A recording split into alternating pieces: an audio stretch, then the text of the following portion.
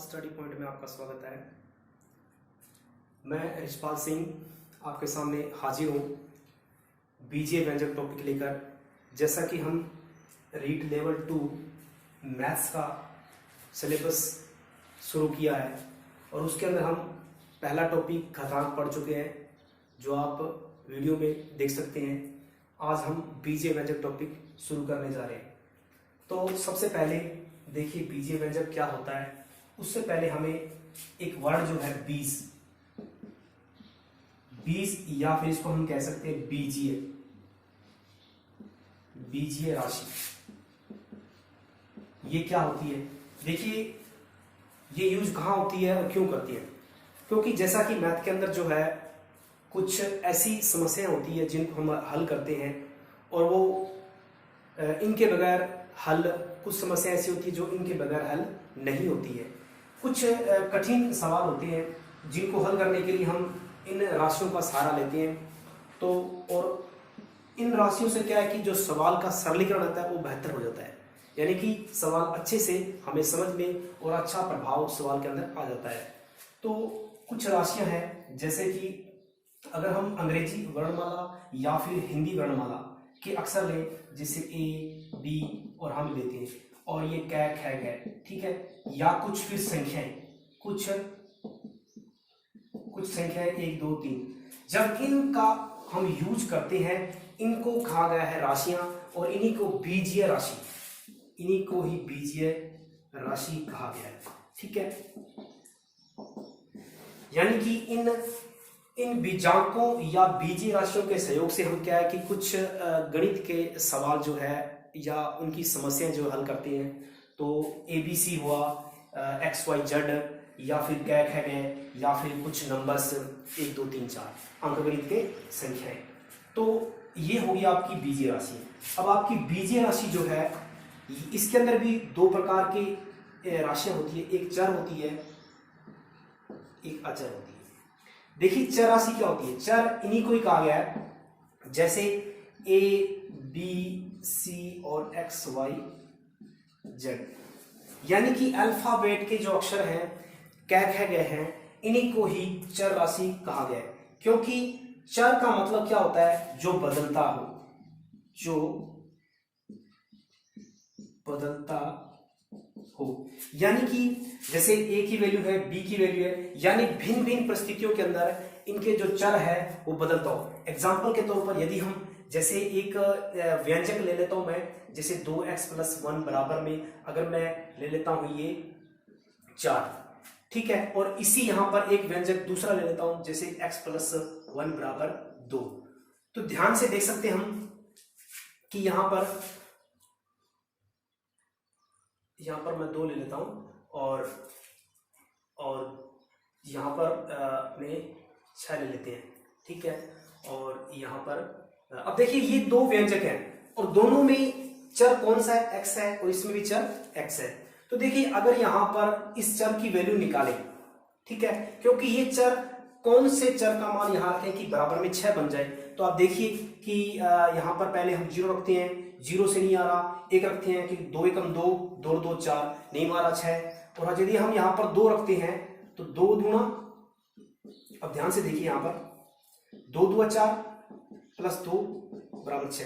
देखिए यहां पर 6 बराबर 6, यानी कि x की वैल्यू क्या रखी हमने, यहां पर 2 रखी, यहां पर चर का मान 2 रखा, और यही चर हमने इस व्यंजक में यूज किया। तो इस व्यंजक में 2 कब आएगा, जब 1 रखेंगे x बराबर। तो देखिए यहां पर x का मान 1 आ गया, यहां पर x का मान 2 आ गया। तो ये भिन्न भिन्न परिस्थितियां हैं, इसके अंदर एक ही चर का मान अलग अलग हो सकता है। तो यानी ये चर यहां बदल रहे हैं, इसलिए जो चर होते हैं वो बदलते हैं, ठीक है, बदलते रहते हैं परिस्थितियों के अनुसार। लेकिन अचर जो होते हैं, अचर किसे कहा गया, अचर जो भी आपके नंबर्स हैं, यानी कि जो भी आपके नंबर्स हैं, जो भी आपकी अंकगणित की संख्याएं हैं, इनको अचर कहा गया है, क्योंकि ये बदलते नहीं है, ये फिक्स रहते हैं। एग्जाम्पल के तौर पर ये अगर यहाँ पर 2 है तो ये 2 ही रहेगा, यहाँ पर 1 है तो 1 ही रहेगा, यानी यहाँ पर ये अचर है, यहाँ पर भी एक अचर है। तो आपने समझा कि चर क्या होता है, अचर क्या होता है। यानी बीजीय राशि क्या होती है, यानी बीजीय राशि वे होती है जिनकी, यानी गणित की जो भी जटिल समस्या है, अगर हम व्यापक रूप से मतलब प्रभावपूर्ण तरीके से अगर हम उस समस्या को समझाना है या समझना है तो उसके लिए हम कुछ बीजीय राशि का यूज करते हैं। और बीजीय राशियों के अंदर A B C D X Y Z या वर्णमाला, हिंदी वर्णमाला के अक्षर क ख ग ये वाले या फिर संख्या, इन सभी को कहा गया है बीजीय राशियां। और बीजीय राशि जो है वो चर और अचर में बंटी होती है। जो चर होता है वो मैंने बताया कि केवल अंग्रेजी या हिंदी वर्णमाला के जो अक्षर हैं A B C D X Y Z ये आपके अचर हैं। और मैंने बताया कि अचर जो है चर जो है वो कभी नहीं मतलब बदलता रहता है, परिस्थिति के अनुसार बदलता रहता है। जैसे मैंने दो व्यंजन लेकर यहाँ पर उदाहरण लिए और दोनों व्यंजकों में मैंने एक ही चर एक्स लिया, यहाँ पर एक्स लिया, यहाँ पर एक्स की वैल्यू अलग आई, यहाँ पर अलग आई, दोनों की परिस्थितियां अलग अलग है तो ये मान अपना बदलता रहती है। इसी प्रकार अचर क्या होता है? अचर जो होता है वो एक प्रकार से संख्या है, एक प्रकार से नंबर है, जो कि किसी भी व्यंजक में या किसी भी बहुपद में या बहुपद में ये अपना मान बदलते नहीं है।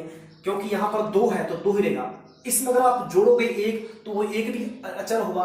तो यानी कि 2 से 3 बना है लेकिन 2 तो अपनी संख्या लेके बैठा है ना, 2 ये कहाँ बदला है? ठीक है, तो आपने अभी ये समझा बीजीय राशि और इसके अंदर चर और अचर क्या होते हैं। अब हम पढ़ते हैं आगे बीजीय व्यंजक।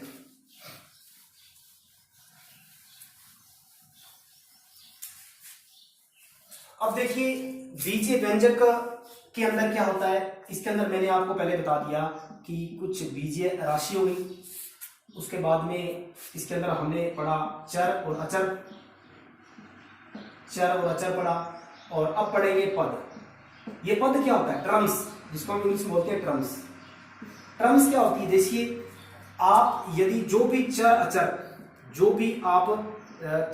यानी जो बीजीय राशियां हैं, उन बीजीय राशियां जो है वो यदि उनके बीच में अगर यानी कि वो गुणनखंड के रूप में है, यानी कि 2 या 2 से अधिक, हम कह सकते हैं चर या अचर जो है आपस में एक गुणनखंड के रूप में है, गुणा के रूप में। एग्जाम्पल के तौर पर देखिए यहाँ पर मैं 2x ले लिया, यहाँ पर मैंने 4xy ले लिया और मैं ले लेता हूं जैसे 1/4xz।